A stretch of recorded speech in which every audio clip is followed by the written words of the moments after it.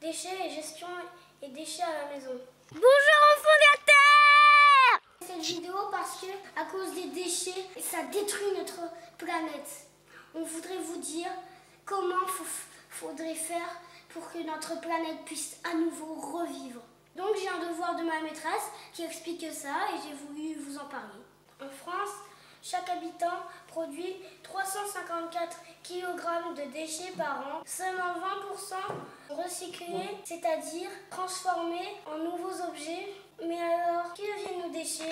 On en retrouve un peu partout dans la nature. Par exemple, ils se forment dans tous les océans de la planète, des îles flottantes de déchets, surtout avec du plastique qui empoisonne les tortues, poissons et le plancton. Les déchets sont traités de deux manières. En France, 36% des déchets ramassés sont stockés dans des déchetteries. Généralement, ils sont pactés et enterrés dans le sol. La décomposition des déchets est très polluante. L'autre façon de traiter les déchets en France, c'est de les incinérer, c'est-à-dire les brûler à très haute température, formant des mâchures utilisées pour faire les routes. L'incinération sert aussi à faire de l'énergie grâce à la chaleur. C'est la valorisation des déchets. Cela produit des fumées très polluantes qu'il faut traiter.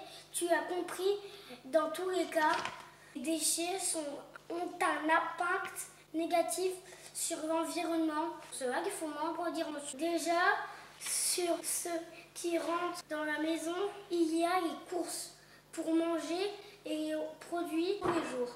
Ce qui pollue le plus, c'est les emballages en plastique et en carton. Pour les limiter, nous les achetons en gros volume ou en vrac, c'est-à-dire sans emballage. On achète uniquement des produits de base ou frais, jamais des plats préparés, car ma maman est une très bonne cuisinière et nous prépare de très bons plats. Et moi, j'adore ces plats, je vous dis.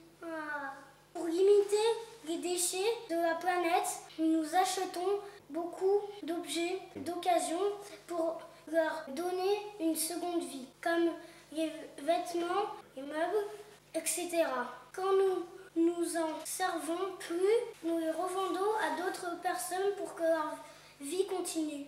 Quand nous achetons un objet électrique ou mécanique, nous regardons à ce qu'il soit réparable, que mon papa puisse le réparer quand il tombe en panne. Nous n'avons aucun déchet de nourriture qui sorte de chez nous. Nous le mettons sous paillage pour qu'il se composte, c'est-à-dire se transformer. Vous obtiendrez un petit peu de terreau.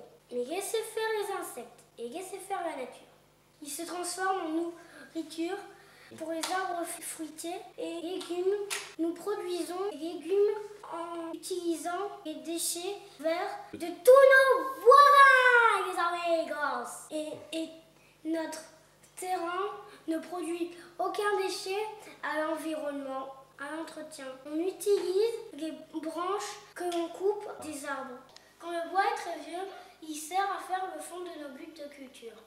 Nous broyons aussi les petites branches qui nous servent à pailler le sol quand il fait chaud. Pour garder la fraîcheur et l'humidité, les autres branches sont mises en tas pour attirer la biodiversité, c'est-à-dire des animaux comme le hérisson. Nous utilisons le caca de chevaux de notre voisin.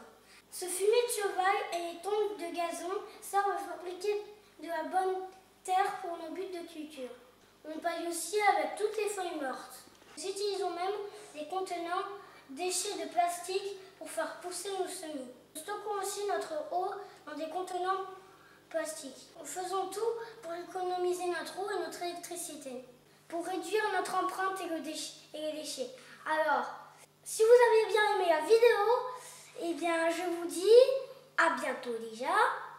Et si vous voulez, mettez un pouce bleu et abonnez-vous pour que nous puissions continuer à vivre sur notre belle planète bleue.